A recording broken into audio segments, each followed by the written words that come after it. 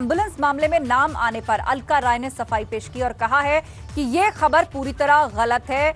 मऊ में 19 साल से मेरा अस्पताल है, बाराबंकी से मेरा कोई नाता नहीं है और ना ही कोई लेना देना है। मैं कभी बाराबंकी नहीं गई, ये कहा है डॉक्टर अलका राय ने।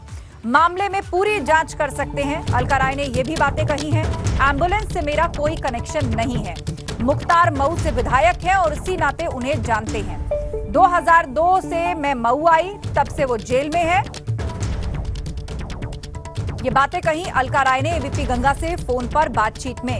ये खबर पूरी तरह गलत है। मेरा बाराबंकी से कोई नाता नहीं है, एम्बुलेंस से मेरा कोई कनेक्शन नहीं है। डॉक्टर अलका राय ने ये बातें कही और उन्होंने कहा है कि इसकी इंक्वायरी भी करवाई जा सकती है।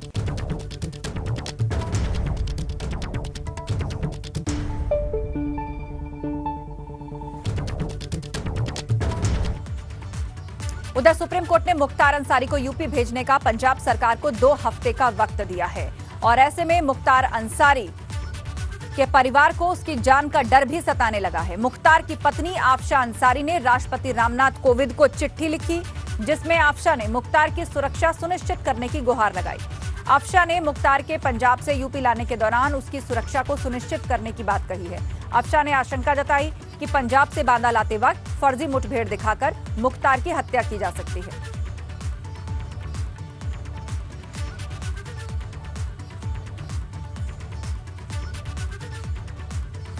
और इस खबर पर चर्चा के लिए हमारे साथ हमारे सहयोगी विवेक त्रिपाठी लाइव जुड़ चुके हैं। विवेक, एक तरफ आफशा राष्ट्रपति को चिट्ठी लिखकर गुहार लगा रही हैं कि सुरक्षा सुनिश्चित की जाए, तो दूसरी तरफ जिस एम्बुलेंस को लेकर पेच फंसा हुआ था उसमें डॉक्टर अलका राय ये कह रही हैं कि इससे उनका कोई लेना देना नहीं है। ना ही वो बाराबंकी गई और ना ही वो मुख्तार को जानती हैं और अस्पताल उनका मऊ में है, आज भी चल रहा है। और जिस अस्पताल का नाम उस एम्बुलेंस पर है या जो एम्बुलेंस दिखाई जा रही है जहां की, उससे उनका कोई लेना देना नहीं।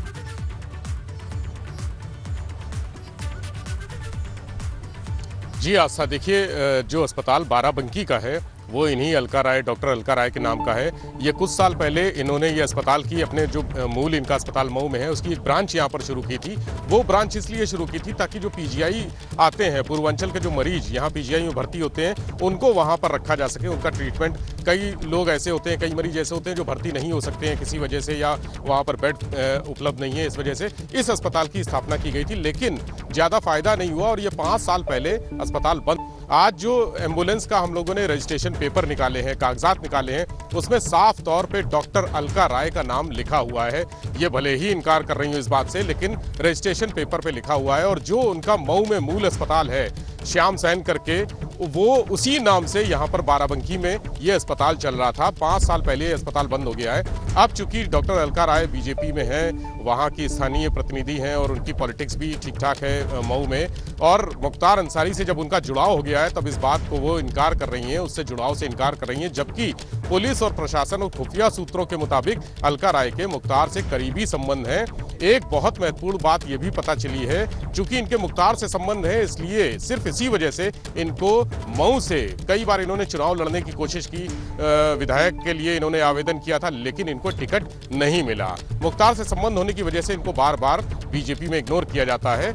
अब बाराबंकी की पुलिस और वहां का जो स्थानीय प्रशासन है, वहां की जो खुफिया एजेंसियां हैं, वो इस बात की छानबीन कर रही हैं कि ये अस्पताल किस वजह से शुरू हुआ। इस अस्पताल में कहीं कोई मुख्तार अंसारी का कोई योगदान तो नहीं था, या उसकी सक्रिय भूमिका तो नहीं थी, उसका इंटेक तो नहीं था, उसका हिस्सेदारी तो नहीं थी। इस बात की भी छानबीन की जा रही है। जी हाँ, ये बहुत बड़ी बात आप कह रहे हैं। यानी अलका राय जो थोड़ी देर पहले हमसे फोन पर कह रही थी, ना वो कभी गई, ना उनका कोई अस्पताल है, तो यहाँ पर वो उस बात को वो छुपाती हुई दिख रही हैं। लेकिन विवेक, आपने बताया कि इसके डॉक्यूमेंटेड प्रूफ है कि ये जो एम्बुलेंस थी, इस नाम की एम्बुलेंस या ये जो वाहन, वो रजिस्टर्ड था बाराबंकी में और उस पर बाकायदा नाम लिखा हुआ है। तो ऐसे में वो कैसे इससे मुकर सकती हैं?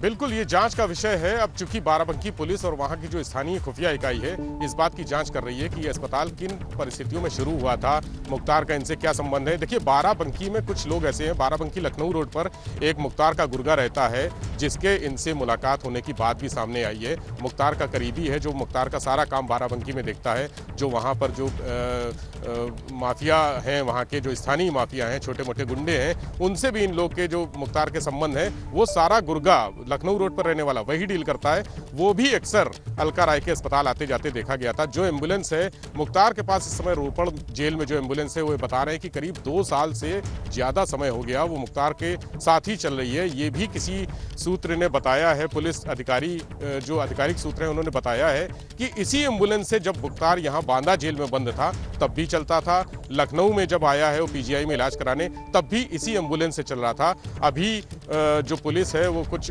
इसके डॉक्यूमेंट जुटा रही है, इसके रिकॉर्ड निकालने की कोशिश कर रही है, कुछ जगहों की सीसीटीवी फुटेज भी निकालने, हालांकि काफ़ी पुराना मामला हो गया है, 2 साल पहले मुख्तार यहाँ इसी एम्बुलेंस से चलता था।